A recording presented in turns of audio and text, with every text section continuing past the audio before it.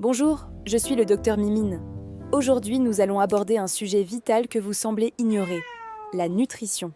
Souvent, vous me servez des croquettes avec un enthousiasme pathétique. Je soupire. Ce n'est pas de la nourriture, c'est une insulte à mon héritage de prédateur de salon. Commençons par le début, l'enfance. Un chaton est essentiellement une boule de chaos alimentée par des protéines. Voyez ce spécimen, il est épuisant rien qu'à regarder. Pour eux, il faut des nutriments spécifiques pour la croissance. Ne touchez pas à mes croquettes premium, petit monstre. Votre nourriturette est là-bas, pleine de calcium et d'énergie.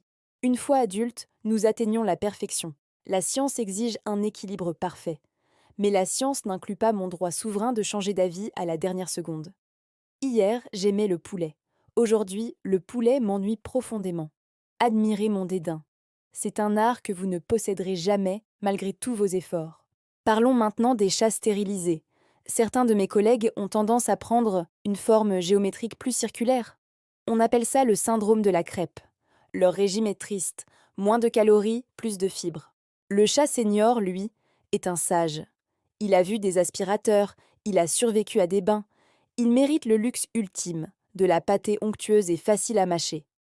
À cet âge, on ne quémande plus. On attend que l'offrande arrive. Regardez cette dignité. J'imite ce calme impérial en attendant mon propre festin de saumon. Pour le chat d'intérieur, la vie est une épreuve d'endurance. Fixer un mur pendant 3 heures demande une énergie mentale colossale que vous ne pouvez imaginer. Après un tel effort, l'effondrement sur le canapé est inévitable. Pour ces athlètes du vide, les fibres sont essentielles. Cela évite les petits désagréments de fourrure. Enfin, l'aventurier.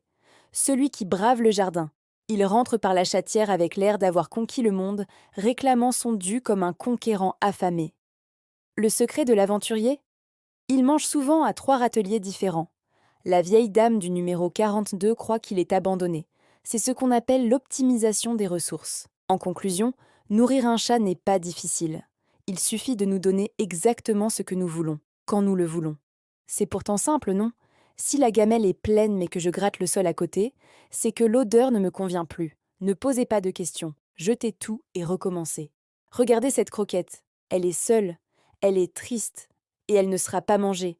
Abonnez-vous à ma sagesse, car sans moi, vous êtes perdus. Allez, disparaissez maintenant. J'ai une sieste de 18 heures qui m'attend, et n'oubliez pas, le thon, c'est le samedi. En attendant, je vous envoie des ronrons. Pensez à vous abonner car j'ai encore beaucoup de choses à vous apprendre.